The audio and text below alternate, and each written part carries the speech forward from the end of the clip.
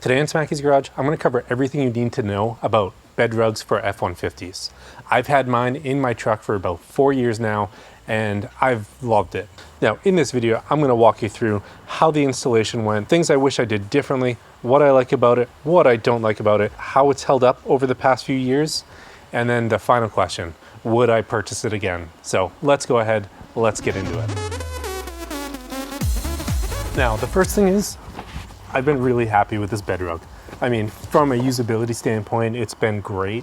And one of the things I like about it over standard bed liners like the spray-in ones is it's actually comfortable and it doesn't destroy your knees when you get on it. Now, I've had this bed rug in my truck for the past 4 years, and I've done everything from have mountain bikes in it, throw my skis in it, to have my milling machine into it, and a bunch of yard waste in it. I use this as a truck to haul things, but I also use it for sports and activities. So this bed rug definitely gets a lot of use. Now, the first thing is I want to go into the installation of it. I'm not going to do a step-by-step walkthrough of how to install it, but I'm going to tell you about the things that I learned when I did install it and things that I would have done a little bit differently.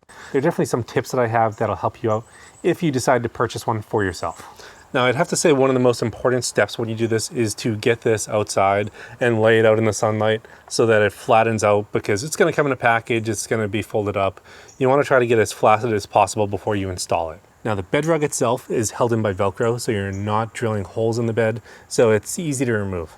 Now, you can see some of the Velcro here.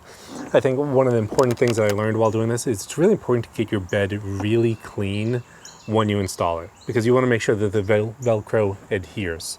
Now, if you don't have a liner and you have a bare bed that's just painted like mine, just take some isopropyl, clean it up, and put these on. Now, if your truck does have a spray and bed liner, then you need to use some special adhesive promoter pads, which I'll link in the description, but they're recommended for the installation from bed rug. But the last thing you want to do is have this come flying out while you're going down the highway. On the bed rug, fitment was okay. There are some areas that definitely could use some work. So like the light cutouts, those could definitely use some work. You know, up everything, as long as you got the Velcro in the right spots, which was hard to determine without actually having it installed, then everything fit really well. Now, I didn't put those little cleats back in, but that's something I'm going to do in the future. But, you know, the lights do work. I could spend some more time trimming those and getting it right, but I just cut out where it was marked. And as you can see, they didn't perfectly fit, but it's easily fixable with a little bit more time. Now, some of the things that I like about it is it's held up really well. For all the use that this gets out of it, you know, the material's been holding up really well. You can see some oil, some stains, some messes that are left behind. I'll go ahead and brush this off and clean this out so you can get a good view of how it's held up, but overall it's held up extremely well. The other benefit and the thing that I really like about it is there's no real pain when you get into the bed. So on my last truck, spray and bed liner, it hurts when you get into the bed. You know, it essentially is going to cut up your knees because it is a hard material. It's meant to protect the bed. Now this, while I'm not sure if it's going to give you more protection than spray and bed liner, it definitely does protect the bed. I haven't seen any damage or any issues on it from times when I've actually pulled this up a little bit. Now, the other thing I really like about it is cleaning it is simple. All you need to really do is take a leaf blower or a hose and spray it down, or take the leaf blower and blow it out. It's just as easy as that. Now let's go ahead and move on to some of the disadvantages and the things that I haven't really liked about it, or things that I've had to live with. You know, one of the things I noted, these could be cut out better. You know, I could probably try to find a way to better align it, but, you know, everything does look like it's fitting in correctly, but those are just in not an ideal spot. That does need to be cut out a little bit more. One of the other things I noticed, things can get a little bit buried in it.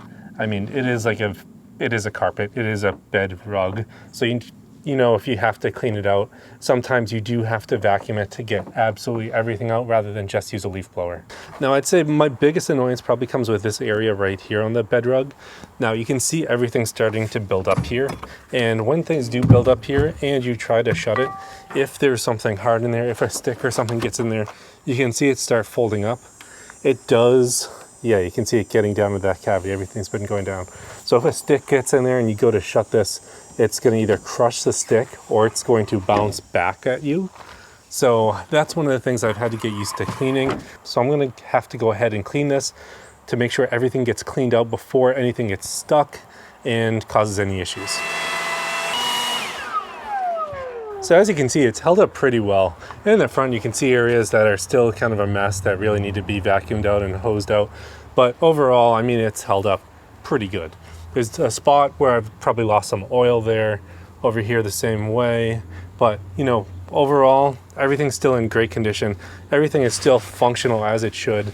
You know, other than these coming off that I have to redo, you know, everything's been really great. Now, I guess the final question is, would I purchase this again? You know, the BedRug itself is expensive, but it is pretty much on par with the spray and bed liner. Now, for myself, in my use cases, I would definitely buy this again. I think one of the key benefits is it really doesn't scratch up my bike. It doesn't scratch up my skis when I put it in there as a spray and bed liner would. So for me, I mean, that's really what turned the tables on it. Let me know down in the comments, are you considering the BedRug for your truck? What truck you have? Or if you do have a BedRug already for your truck, let people know and what you like about it, what you don't like about it down in the comments. Thanks for tuning in this week on Smackey's Garage. I'll see you next time.